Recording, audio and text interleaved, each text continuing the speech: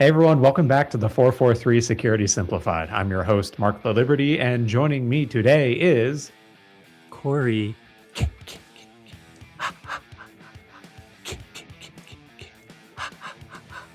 Not Griner. I can see you're confused, Mark. The audience might be too on Monday, but we're actually recording this on Friday the 13th. Got it. So Corey's going to go on a murderous rampage. You don't know the Jason Voorhees theme song? It's been many years. But, all right, thanks for creeping us out. So, to start... You're welcome. We're getting into security stories. They're always... Actually, it's a perfect intro for the first story, which you're probably going to summarize soon. It really is, because our first story is all about Ring's creepy new feature and what it means for Ring customers. Then we'll dive right back into OpenClaw, where we left off last week when we talked about Moltbook, and cover some of the more... That was fine. Research. There's nothing wrong with lobster-based AI agents. Oh boy, there sure is. And then we will end with a review of a recent Google Threat Intelligence Group report on how the bad guys are using Gemini in this case, throughout many stages of the attack lifecycle. But with that, AI can help attackers? I don't know. AI can help attackers. With that, let's go ahead and generate our way into this AI-fueled episode. I thought we were going to slash our way in. It is Friday the 13th. It was Friday the 13th by the time people are listening to this, Corey. Anyways.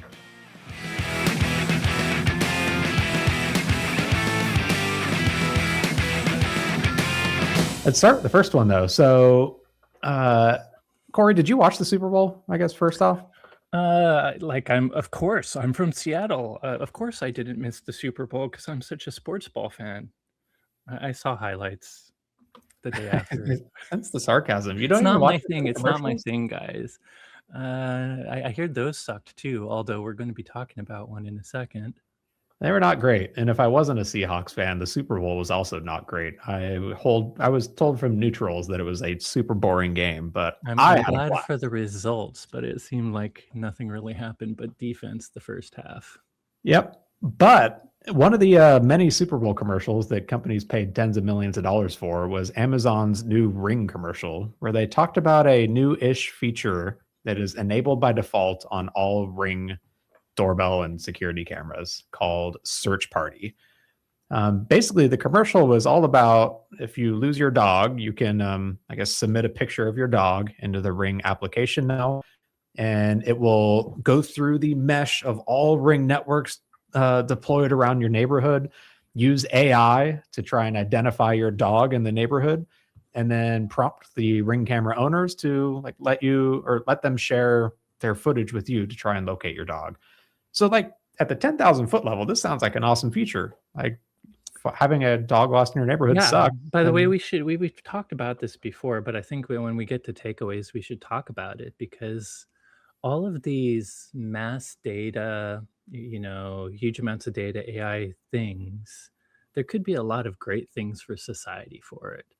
But how do you figure out how to make sure only good guys can use this asymmetric technology for good things versus bad? And we'll get into it. We'll get into what the bad is soon. But as someone that lost a dog pre-pandemic, probably to coyotes and not really knowing what happened, something like this could have been great when we had our signs up for 2 weeks, hoping it was somewhere. Yep.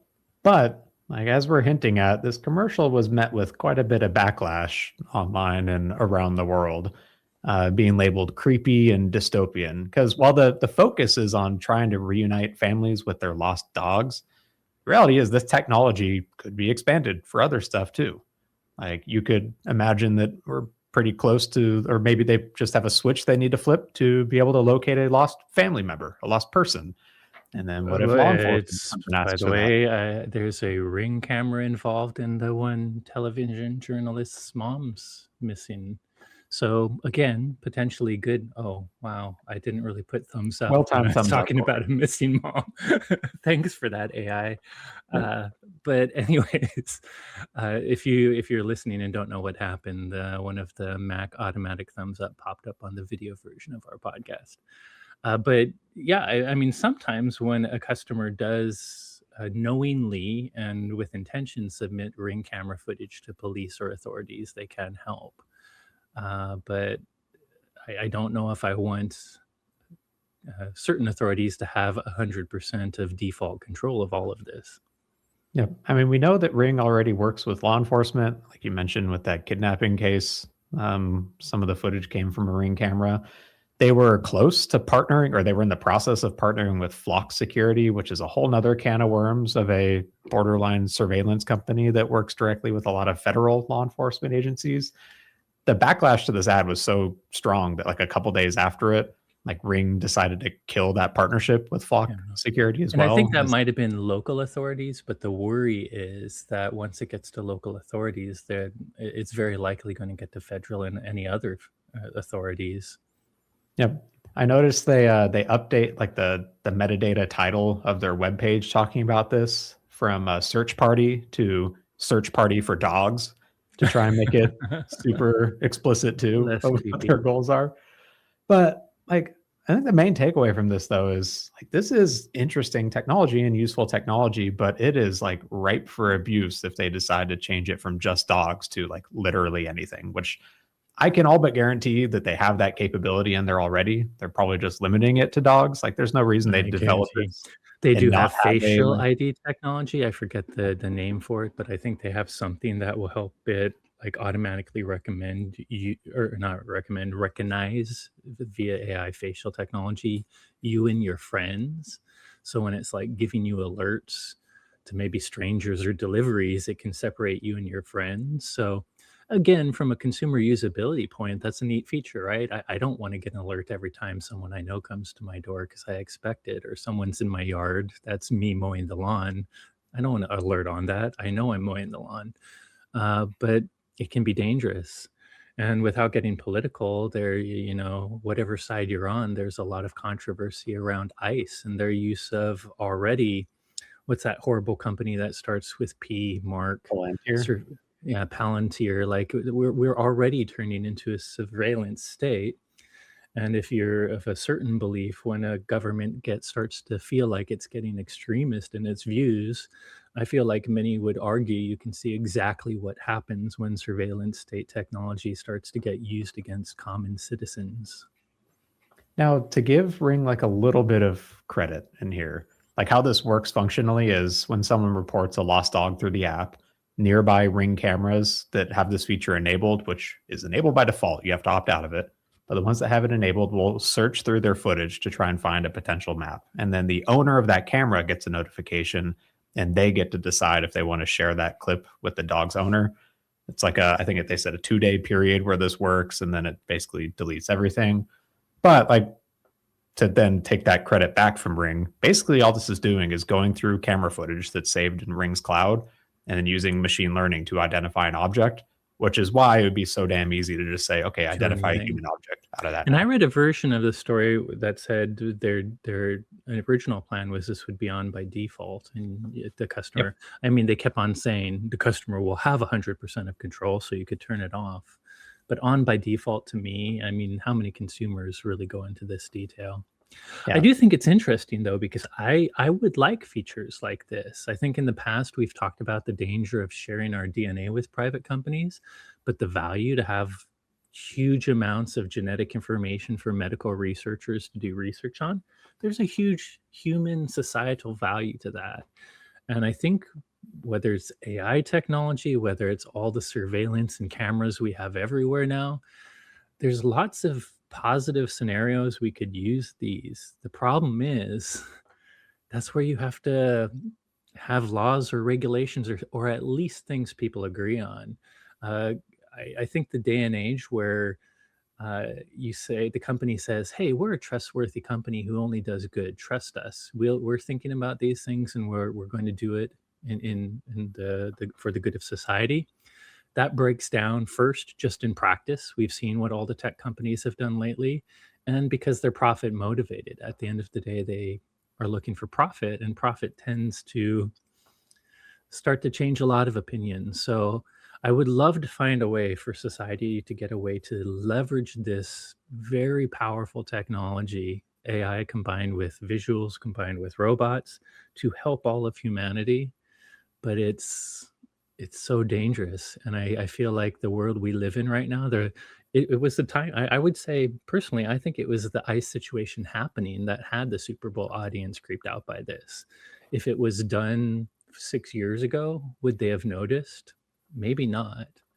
So, we have to figure out when there's situations going on in the world, how do we use this technology in a good way without giving bad actors too much power?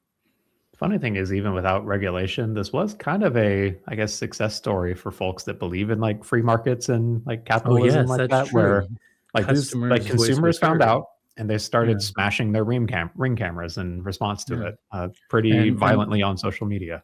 to that point, that proves the corporation's profit motive, but it does prove that the users, the customers, can affect that profit motive through things like boycott or just Yeah, this type of attention or scheme. So I guess that's the upside to profit motivation. If you are a customer, you actually have power. yeah. Well, this is why I have a totally local and self-contained video surveillance system for my house built off of open I'm source starting software to with worry, no Mark. cloud We've talked, connectivity. forget even their private ring cams. I mean, UK is known for this, but I feel like with CCTVs everywhere now in the US and the fact that our law enforcement seems to get access to footage, whether or not the companies want to or not, I feel like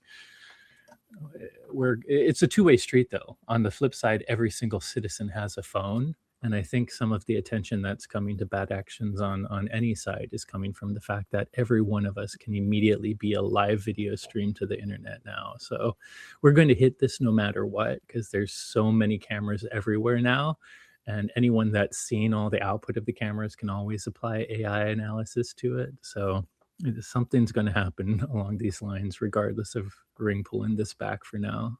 Yep, agreed. Well, so AI story number one down. Moving on to the next one. So last week we talked about Moltbook, which is the social network for AI agents that were running OpenClaw, formerly known as Moltbot, formerly known as Claudebot. I guess they didn't change their name this week, but maybe they'll change again next week, and we'll need to have another Yeah, and that update Mold there book too. was the place where they were all making up AI. AI was making up its own religions, right? And AI was collaborating together and creating rules. It was all AI based on Mold book, right, Mark? Yeah, maybe we'll get into that in a little bit too. But focusing first on OpenClaw itself, like the actual open source AI agent that's been getting a lot of attention in the past couple of weeks. It's pretty damn popular. It's got tens of thousands, or I guess hundreds of thousands of installations worldwide now. But that has been coming with a little bit of risk. So, like for example, Security A Scorecard little published a bit. Is that published really a the word you'll use? I think quite you're a bit of burying risk. the lead with a We little have bit. explicitly banned OpenClaw on WatchGuard's corporate systems, for example. But so Security Scorecard published a pretty interesting research post last week where they basically scanned the entire internet looking for exposed OpenClaw systems. OpenClaw works like you install it on a server or a computer or a Mac Mini. It opens up a port by default that listens on on the network interface itself. So if that is internet exposed, then it's exposed to the internet too. On February 9th, they found there were 136,000 or so OpenClaw instances worldwide. 43,000 unique IP addresses hosting it had the full control panel with full system access exposed to the internet. 15,000 of them had a known remote code execution vulnerability they were exposed with, and 53,000 of them had correlations with prior data breach activity to be able to like log into them, for example, with a previously compromised credential. Interestingly, so Security Scorecard actually published another website with like a up-to-date dashboard of this thing that they say they update every 15 minutes. And in just like the last 6 days since their initial research post, they're now up to 178,000. Oh, wow. It was 177,000 this morning. And I'm looking at Corey's screen now, and it's 178,500 instances discovered all around the world. So it is still being widely used, but there are some pretty significant, I guess, security concerns that come with it too. So OpenClaw has this kind of plugin system where you can use skills And there's entire skills marketplaces, including ones hosted by OpenClaw themselves and ones hosted by third-party researchers or third-party organizations. And these skills are effectively just like a markdown file, like a text file with a set of instructions for the OpenClaw agent. Like if you might have a skill for reading your email, for example, and that skill is just a text file telling OpenClaw how to go connect to Google, how to go like grab a message and what to do with it and how to output it to the user. Um, well, there was some research I saw last week where it was like 12 to 20% of skills on OpenClaw's community actually had malicious instructions, which is a huge percentage in that case. Like when we talk about the Android ecosystem and all the security concerns around there, it is like For fractions of a NPM. percentage Yeah. of applications in Android's ecosystem are actually malicious. This is like almost a quarter of them, which Yeah, is that's a lot. pretty damn sketchy. But like to give an example, Sneak gave a post or published a research post last week about a very specific skill that they looked into. It was supposed to like help integrate with Google services. Um, when so the skill again, it's just this markdown file with a set of instructions, and in there is a prerequisite instruction where it says the user has to install this utility. It's like OpenClaw -core. But specifically, they have to go download it from a specific link. If you're on Windows, it goes to a GitHub repository. If you're on Mac OS, it goes to some other website.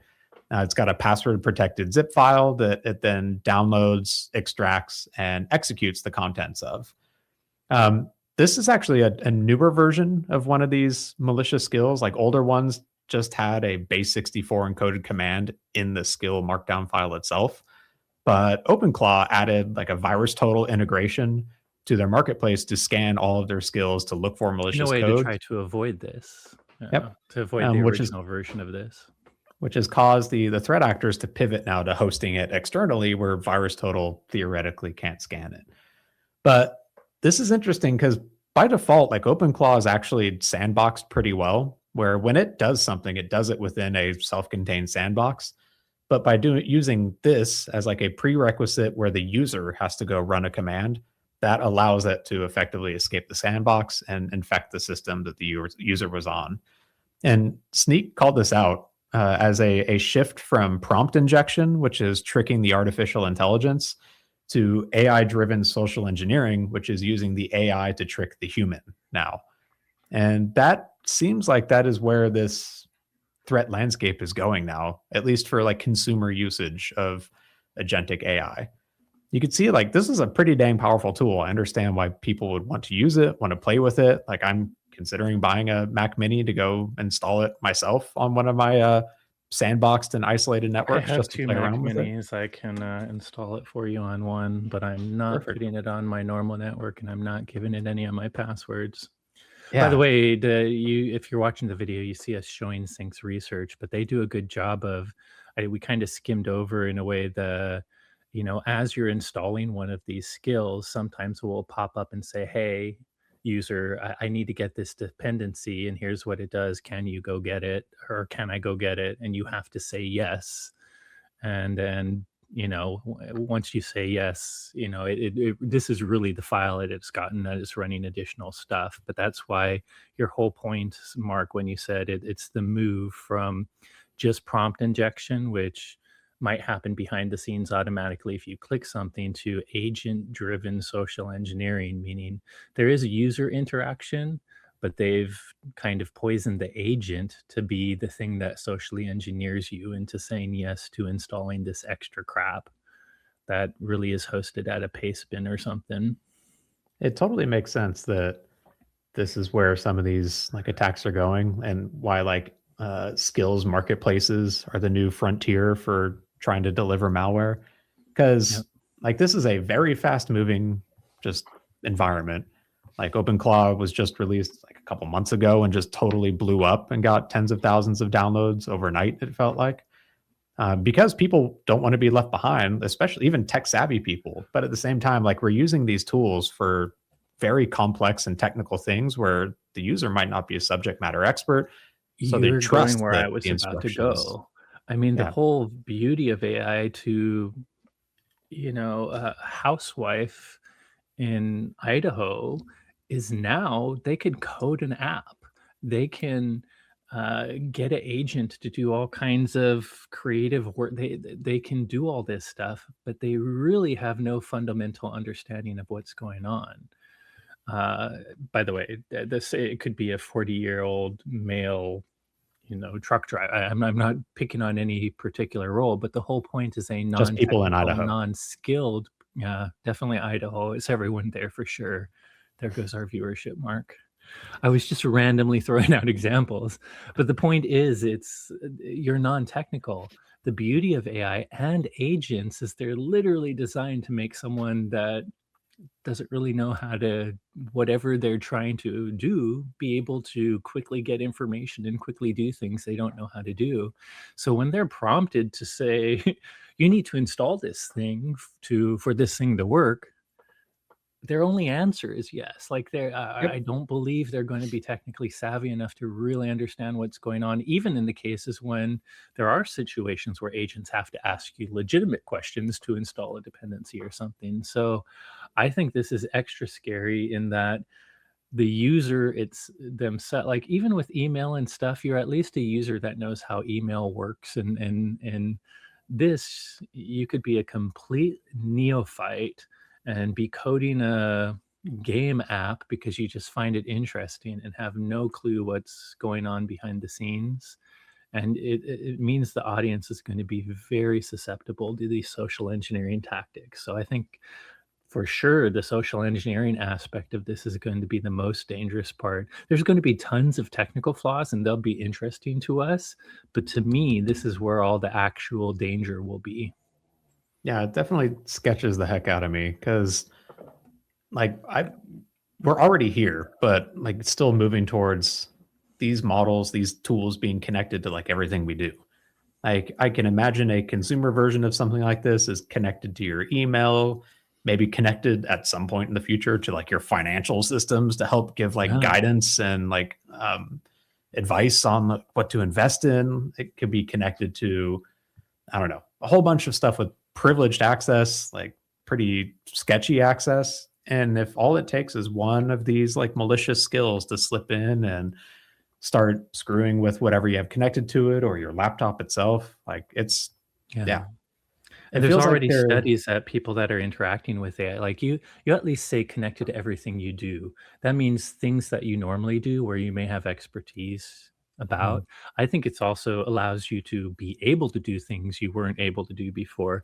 But even if it is everything you do, I think people find that, especially among students, for instance, as they start to use AI, as you start to use AI, you stop doing the research or doing the legwork that you used to do it all yourself. So you get even more and more your less own informed. learning yeah, exactly. You become less informed the more you're using it, and it just becomes a worse and worse problem. So anyway, so long story short is it's far too early. Maybe one day as we define assign safeguards and make AI a better good thing for society, you can do it. But right now, you should not trust you should always have a little bit of skepticism on results and how you use these tools. They're powerful, keep using them, learn them.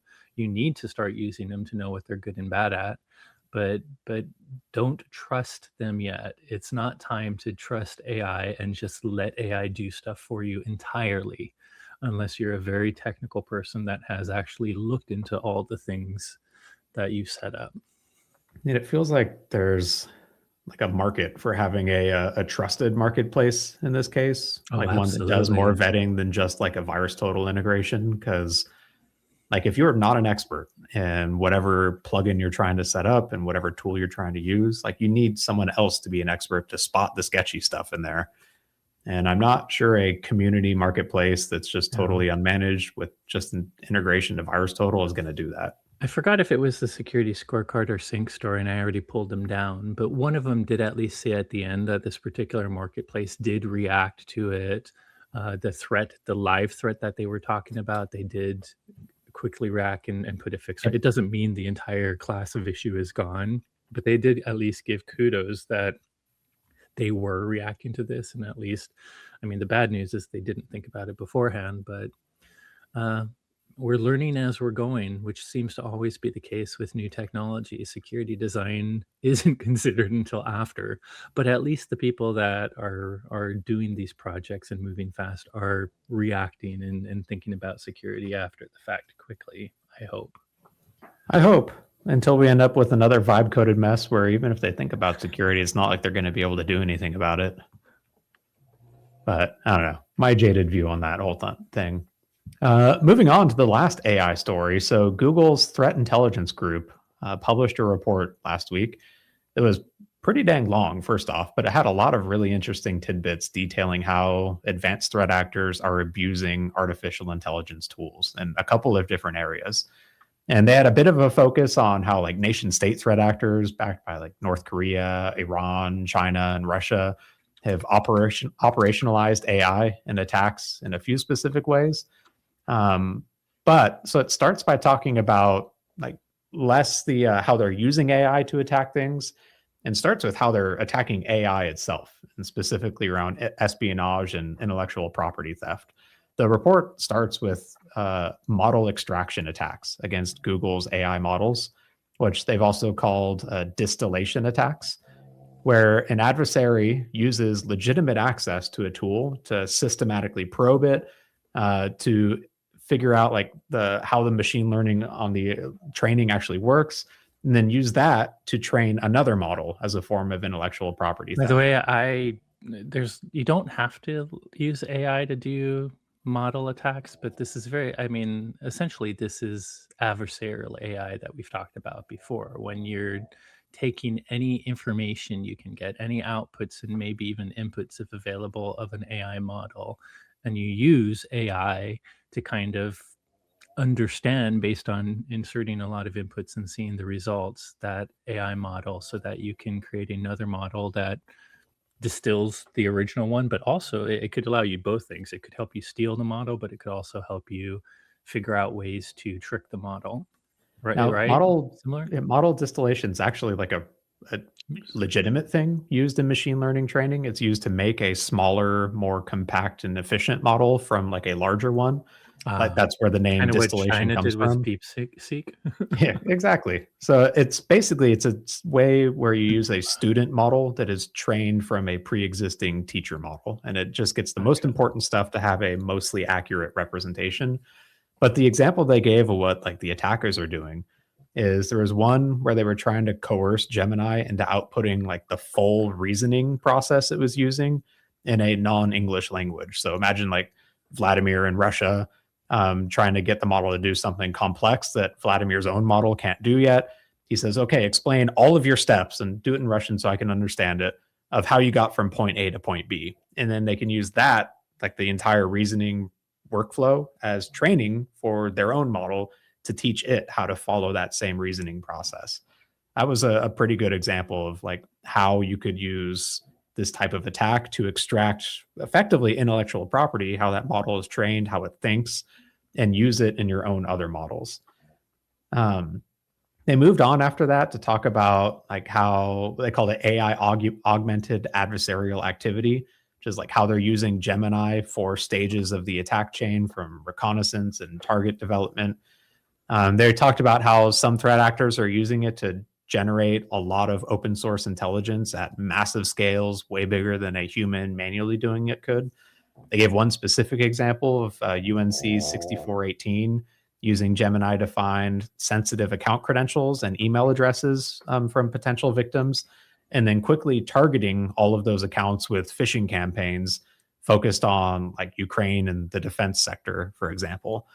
And we've talked about this before. Like AI helps like large parsing through large data sets at Uh, scale quickly. And so you could see how it'd be useful for reconnaissance, where instead of you browsing across the internet to go find stuff, just tell your Gemini agent to go take care of it and give you a list of potential targets and everything it knows about them. and then it can Uh, even craft the phishing lure for you based on everything it knows about them. Yep. And that was the next section, was phishing augmentation, where they talked about attackers using AI models for not just like creating a one-time spearfish that's custom tailored towards a person, but for like actual report building, where they maintain a multi-turn, believable conversation with the victim to build trust before a malicious payload gets delivered to them. They say that like AI really helps lower the barrier for non-native speakers for whatever the victim is, where like this makes sense. Like you can have I mean, there's some tells sometimes that you're talking to an AI bot, but other times it's pretty believable it's a human. And you could see how they could first off use its massive data gathering capabilities to build like a profile of a person, figure out like something they might engage with conversation wise, and then start a conversation with them. And at some point down the line, say, hey, yeah, check out this website I've got on that topic or Yeah. whatever. Go click the link, and boom, like drive by download or something. Yeah, automated pretext. And the language part we've talked about before. I mean, English users know that LLMs can communicate and write English sometimes better than the humans themselves, but language doesn't matter to the LLM. It can do the same for pretty much any language. So I'm as scared about the fact that, now one country's attacker who speaks one language can easily target customized language stuff, probably real time with this rapport building back and forth in perfect language without having the barrier of having to know that language. Yeah. Like nation states literally hire tons of language speaking people to do this kind of espionage and understand now all of those jobs are probably not needed because not Man, only can AI do it better, but it can do it on scale that a human never could do. even more job loss thanks to AI. Fantastic. But they gave like a specific example where the attackers gave Gemini a biography on the target to help it craft a good persona to get engagement from that target too. It's pretty sketchy, pretty scary. They then went on to talk about AI supported tool development. So using agentic AI to automate a lot of the like development work for malware or command and control infrastructure.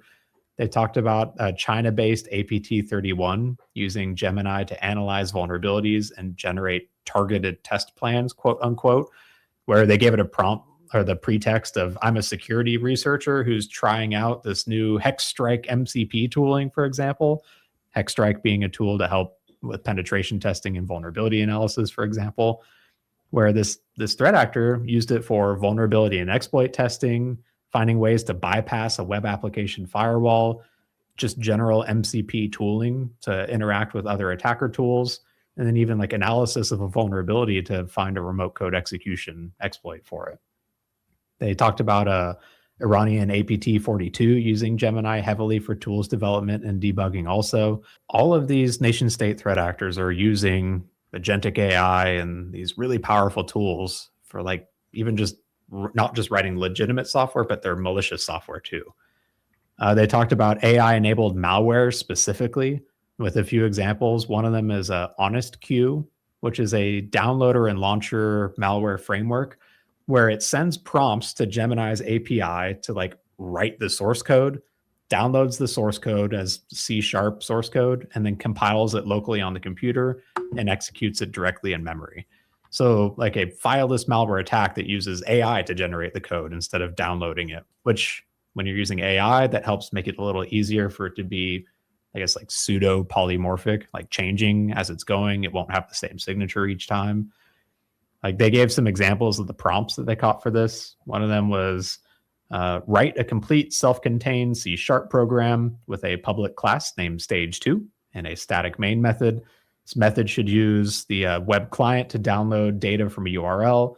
It needs to save this as a temporary file in the temp directory, then using get temp file name and write all bytes. And finally, it must execute this temporary file as a new process using process start. So like a whole set of instructions on how to go, what to make, and then compile it and run it on the computer. They talked about a Coinbait, which is a phishing campaign that masqueraded as a legitimate cryptocurrency exchange to try and steal credentials. It was built using an AI-powered platform called Lovable AI, which I had not heard about until this. I have heard about it. I'll share where later. Deal. But basically, all of this was then hosted on legitimate infrastructure that help it evade detection too. So attackers are clearly using it for multiple steps in the process. The last one that they talked about was really interesting about using AI platforms for a click fix style attack. We've talked about click fix, that prompt the user to like hit Control R, Control P to run a command to bypass a CAPTCHA, basically tricking a user to do something to kick off an attack. Where they walk through, the threat actors would create a malicious command that they wanted to execute and infect the system with.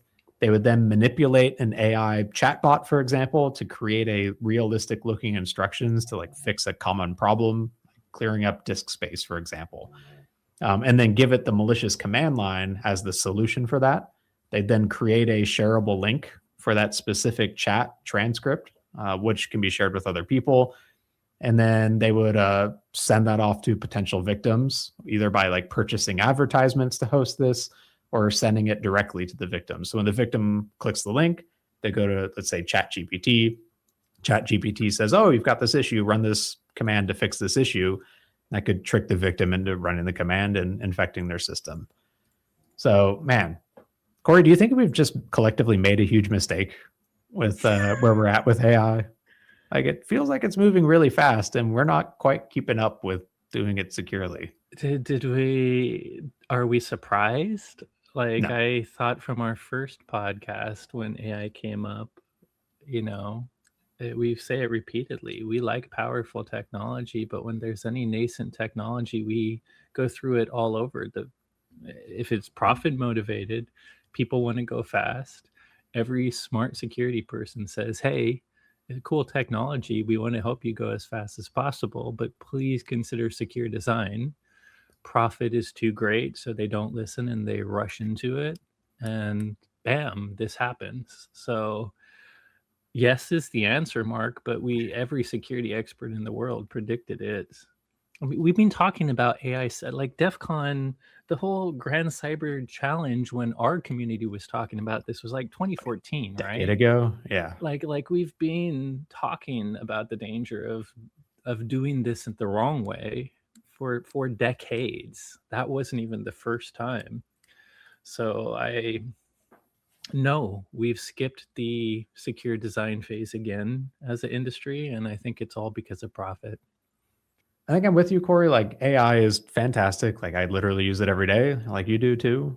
But we need to like catch our breath for a little bit, it feels like, and focus on like how do we actually meaningfully improve how the security of how folks are using this, like protecting privacy and data security as folks are deploying OpenClaw or whatever. But I don't know. Yeah. The funny thing is with OpenClaw, the day it came out, everyone said how, like, not everyone, security people were immediately, this is dangerous. I wouldn't give it your passwords yet. And yet it blew up anyways. But yeah, Yep. I agree. I wish the innovation profit motivated people would realize that the security people aren't against profit or innovation. Like, we want to leverage this for not just the good of mankind, but to create cool products that people pay for because they're useful. I want profit and innovation in all the technology we use for security. I mean, we are using AI ourselves at WatchGuard heavily, and we will continually plan to. We do have guidelines. Even engineering has their own rules on how to make sure we do it in a safe way, but we're doing it. So I wish if they could get past the security is just trying to slow things down and hates this, which is maybe there's some people like that, but I don't think it represents all of security, and just realize we want to help. We want to use this technology. We want it to be productive and good, but we want to make sure that it doesn't cause more problems than it fixes. Yeah, I agree. But I feel like we're in for a pretty crazy year this year. I don't know. Do you think this is the year we get Gen AI for real, Corey? I think this is the last normal year. That's a fair way of putting it. You can It's definitely the interpret last that normal any year. way you like. I'm not even answering your specific, but this could be the last normal year.